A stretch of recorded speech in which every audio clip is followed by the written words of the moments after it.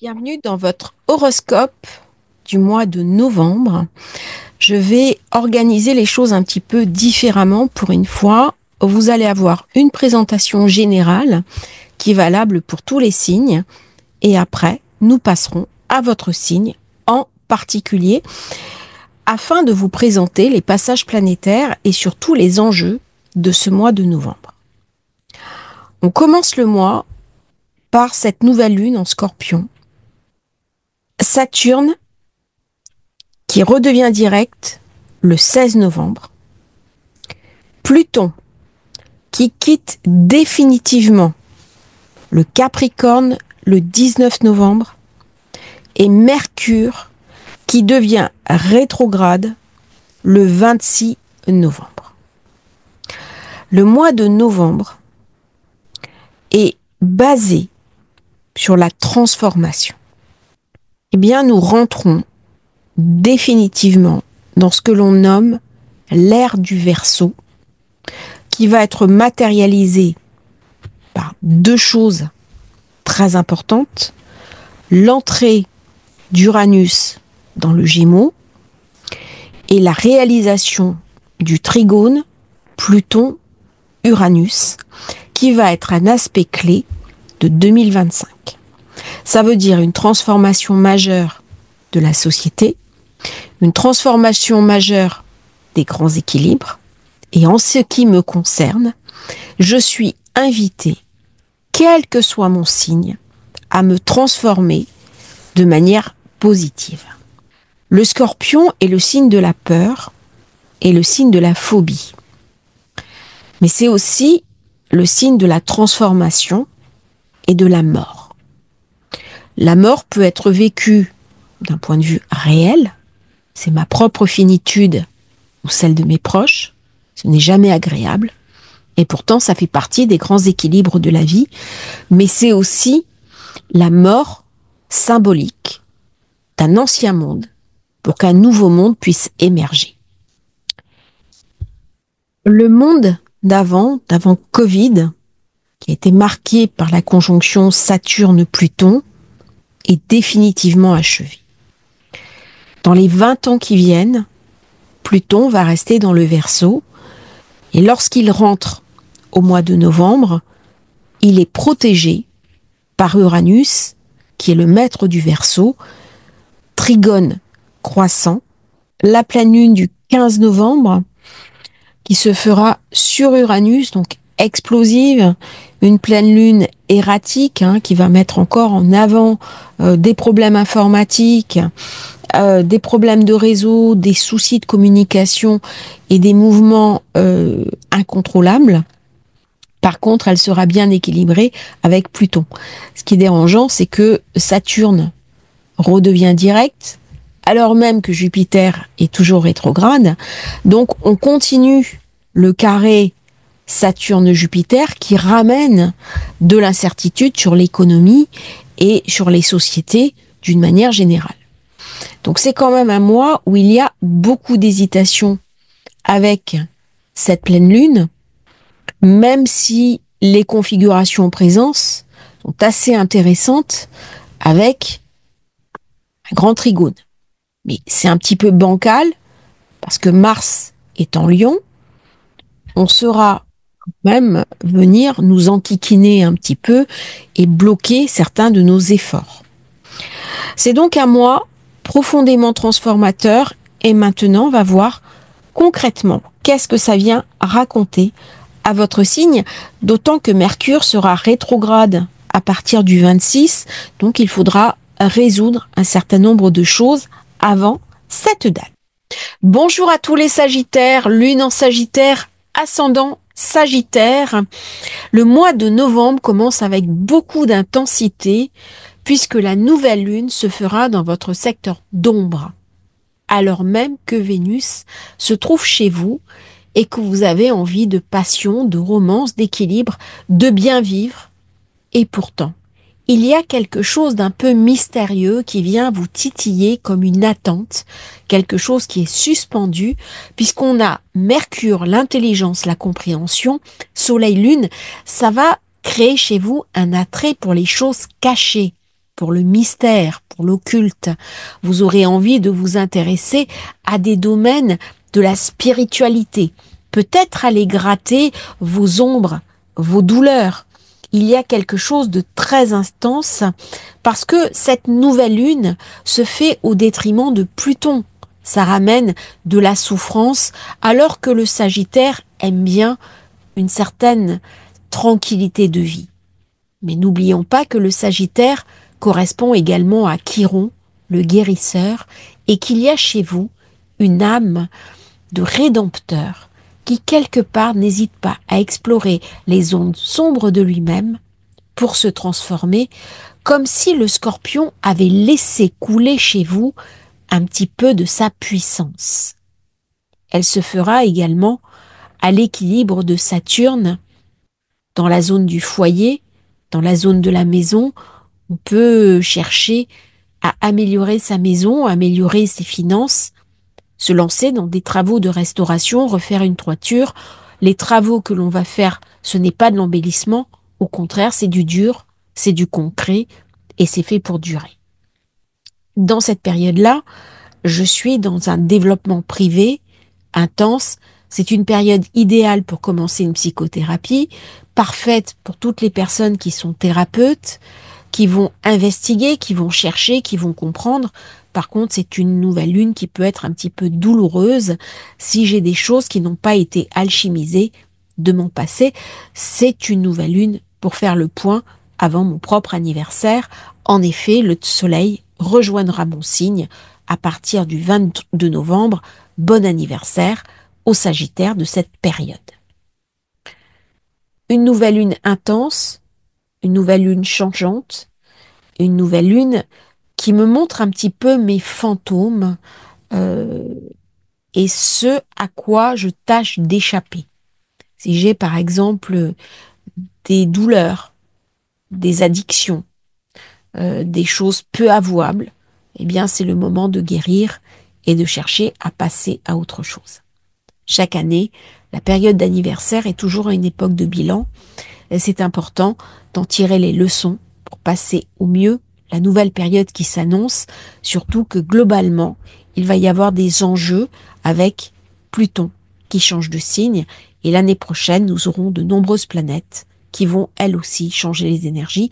Autant dire qu'à titre personnel, nous allons tous être très sollicités. Jupiter se trouve au détriment. Il est à l'opposé de lui-même, en zone 7, ça peut me ramener des difficultés au niveau de mon couple ou des difficultés qui vont toucher mon conjoint, ma compagne, mes associations, mes partenaires. Il est possible que pour eux, les choses soient beaucoup moins faciles que ce que cela aurait dû être. Il y a une forme d'incompréhension avec l'autre. Les choses ne sont pas à leur place. Mercure va passer bientôt dans le Sagittaire. Lui aussi sera au détriment. Il y a des choses qui ne sont pas à leur place. Est-ce que je peux les rééquilibrer? C'est trop tôt. Par contre, c'est le moment d'engranger du bénéfice, parce qu'à la fin du mois, Mercure sera rétrograde, justement dans le Sagittaire, et il va venir toucher mon ciel de naissance. Il va amener des blocages, il va amener certaines difficultés, alors que ça aurait dû être normalement une période faste pour moi. Il y a donc de l'hésitation pour moi en tant que Sagittaire jusqu'à ce que Jupiter rentre l'année prochaine dans le signe du Cancer, ce qui débouchera un petit peu des choses qui ont été bloquées. Si vous avez des contrats en attente, si vous avez des signatures en attente, des procédures, c'est tout à fait normal. Il y a quelque chose qui est un peu suspendu. C'est jamais drôle ces périodes-là et pourtant, ça nous arrive tous régulièrement. Mars, le 5, va passer dans le signe du Lion, signe de feu. Il vient me soutenir. Il vient m'aider. Les deux sont compatibles. Ça correspond à ma maison neuve. J'ai envie de découvrir d'autres choses, d'autres pays, d'autres contrées, de m'éloigner et pourquoi pas songer à une expatriation. C'est un moment très important pour revoir ma vie et m'autoriser ce que j'ai bloqué jusqu'à présent. Mercure dans le Sagittaire va également booster ma visibilité, des nouveaux départs. C'est une période où il va y avoir beaucoup d'énergie, d'autant que Pluton quitte la zone 2, la zone de mes finances, pour entrer dans la zone 3, la zone du digital, des réseaux sociaux, très bien pour tout ce qui est commerçant, pour tout ce qui est vente en ligne, pour les écrivains, les auteurs, les conférenciers, mais la dynamique Mars-Pluton me met en instabilité. Je peux me retrouver déséquilibrée entre une envie de tradition et une envie de modernité. Je peux ressentir en moi des émotions que je ne connais pas et qui peuvent venir me perturber. N'oublions pas que la zone 3, c'est aussi la zone du petit entourage. Il peut y avoir des tensions dans la fratrie, avec les voisins. Je peux avoir envie de partir en week-end brusquement parce que j'ai besoin de changer d'air. C'est une période où on a besoin de changer d'air et il faut se l'autoriser. Vénus rentre en Capricorne, c'est la zone 2. Vous restez concret, vous restez réaliste. Des investissements pour la maison, des investissements pour des choses concrètes. On peut payer une taxe foncière, euh, faire de la décoration, mais c'est plus des dépenses pour du concret que pour du plaisir. On dépense utile. Par contre, attention, parce que Vénus peut m'amener des dépenses inconsidérées, mais aussi des taxes auxquelles je vais peut-être devoir faire face. Il y a quelque chose d'assez instable sur la zone 2, dominé par Saturne, parce que Saturne est toujours en carré à Jupiter. C'est dans votre zone 4, la maison, le foyer, Vénus en Capricorne, vous voyez comment ça se parle. Je suis obligée de dépenser de l'argent pour ma maison.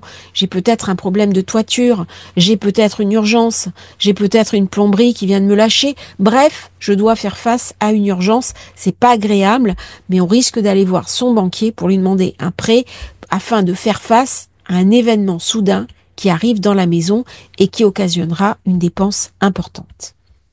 Pleine lune dans votre secteur 6, le quotidien, la routine, vous allez plus supporter. Vous avez besoin de changement, vous avez besoin de réorganiser votre travail. Attention, parce que dans la période, vous pouvez avoir des petits soucis de santé. Prenez soin de vous. Il y a quelque chose d'instable dans cette période. Toujours, avant une révolution solaire, il y a toujours une période un petit peu tendue, quelques jours avant la révolution solaire, quelques jours après. Et là, beaucoup d'instabilité. C'est Uranus, et en tant que Sagittaire, c'est pas le meilleur configuration pour vous parce que c'est dans votre zone d'ombre. Donc, ça correspond à la zone 3, la nervosité, les nerfs. Il peut y avoir beaucoup d'insatisfaction dans cette période. On travaille beaucoup et on n'est pas rendu au niveau de ses efforts. Donc, c'est une pleine lune qui ne va pas totalement vous satisfaire. Toujours le soleil en zone d'ombre, donc on n'est pas bien dans sa peau. On attend avec impatience que le soleil vienne nous rejoindre.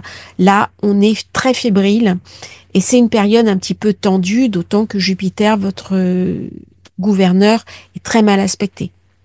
Donc, période d'instabilité, période où on n'est pas vraiment à l'aise, et Mercure en rajoute une couche. C'est-à-dire, au lieu de vous apporter un éclaircissement sur les problèmes, eh bien, vu les configurations de Mercure avec ce T carré, Saturne, Jupiter, Mercure, ça bloque tout. Et donc, ça me rend irascible. Beaucoup d'inquiétude pour les Sagittaires.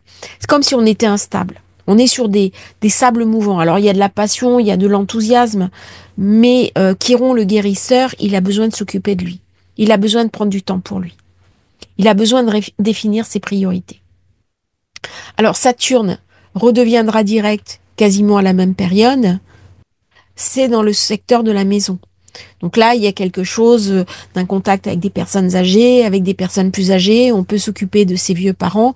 On peut être obligé aussi, malheureusement, dans cette période, de trouver des solutions médicalisées pour ses vieux parents parce que là, il y a quelque chose qui ne tourne pas. On est en zone médicale. dans le Poisson. Donc là, ça ramène beaucoup d'incertitudes, beaucoup d'inquiétudes et une forme de nervosité liée à cette instabilité qu'on n'arrive pas à projeter. Alors c'est une idéale, par exemple, pour faire des bilans de compétences, pour se réorienter avec Mars en Lion.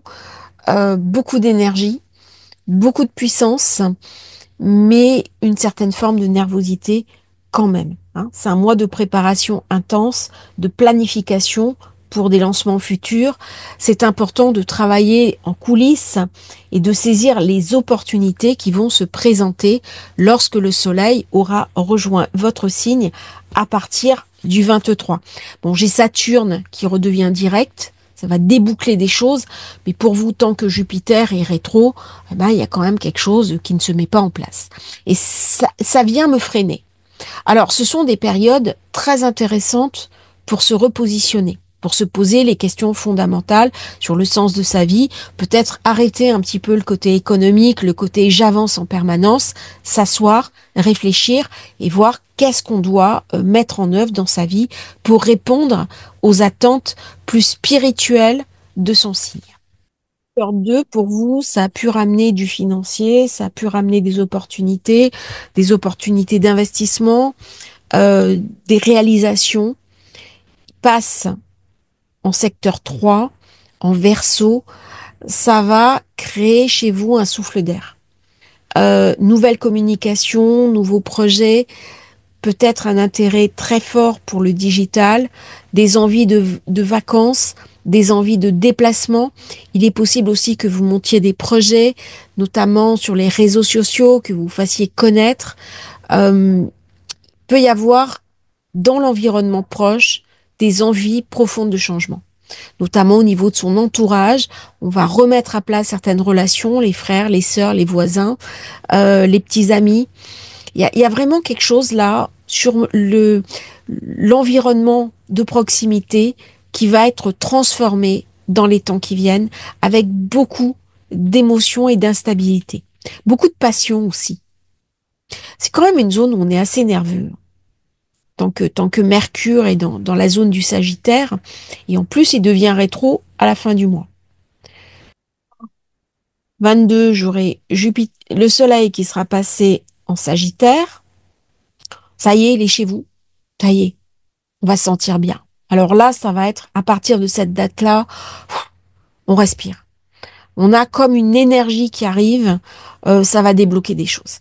Ça va débloquer des choses, mais profitez-en vite parce que le 26, Mercure devient rétro justement dans le Sagittaire.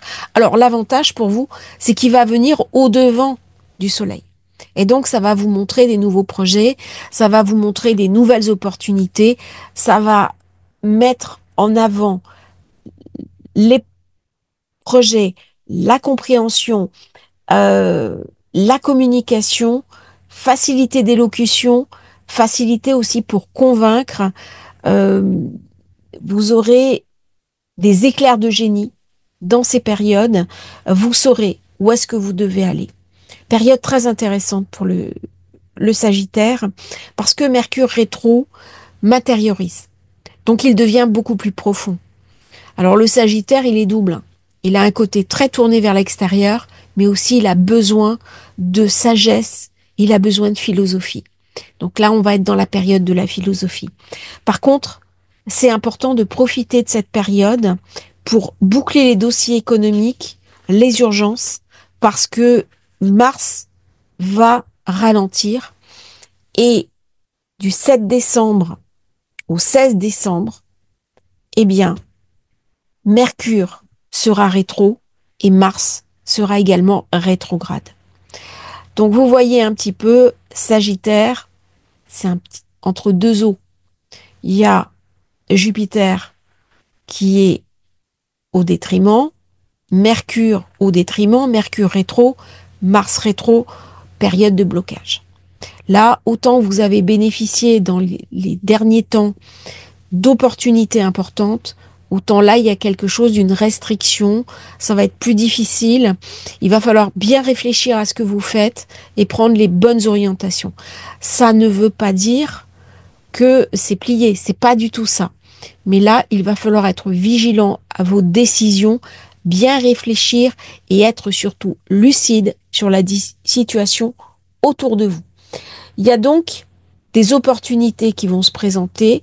Il ne faudra pas hésiter à se remettre en question, à évoluer, à avancer, parce que l'année prochaine, Jupiter arrivera en Cancer et il sera très bien aspecté. Il va vous ramener à ce moment-là un regain d'énergie, comme si certaines choses avaient été suspendues. Ça se débloquera pour vous à ce moment-là. C'est juste suspendu dans le temps, c'est une réorganisation énergétique. Je vous remercie à vous Sagittaires d'avoir suivi cette vidéo. N'oubliez pas de vous abonner à la chaîne et à très bientôt pour un nouveau partage sur Astrologie Facile.